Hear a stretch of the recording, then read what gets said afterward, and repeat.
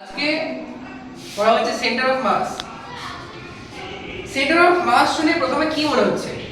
Centre of মাস, মাস বলতে কোনো বস্তুর ভর, সেন্টার অফ মাস বলতে ওই ভরের যে কেন্দ্রবিন্দু।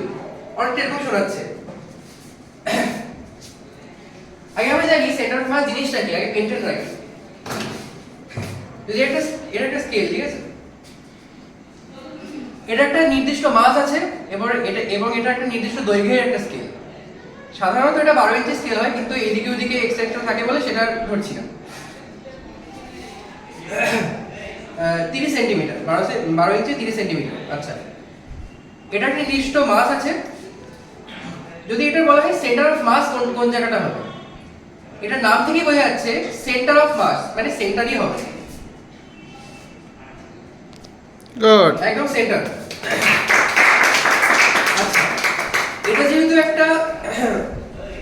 এটা একটা বস্তু, এবার এই প্রত্যেকটা জায়গায় সমঘনত্ব বিশিষ্ট এটা।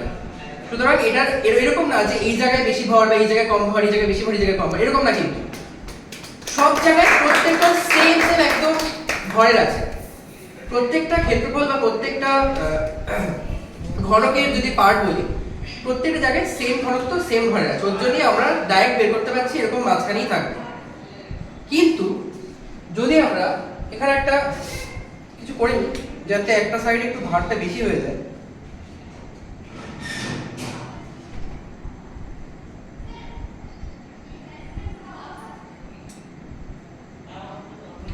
এই জন্য এখন আমরা বুঝতে পারছি এই সাইডটা বেশি ভার আছে।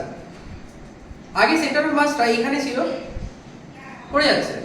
কেন পড়ে যাচ্ছে? সেন্টার পড়ে যাচ্ছে যা। কিন্তু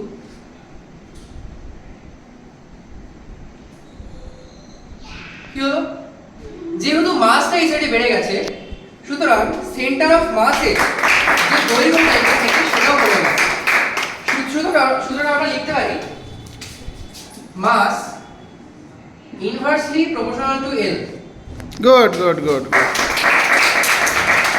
তাহলে আমরা যদি এটা ছাড়া দেখতাম, যা আর চাইছে না, যাই ঠিক আছে, চাইছে থাক।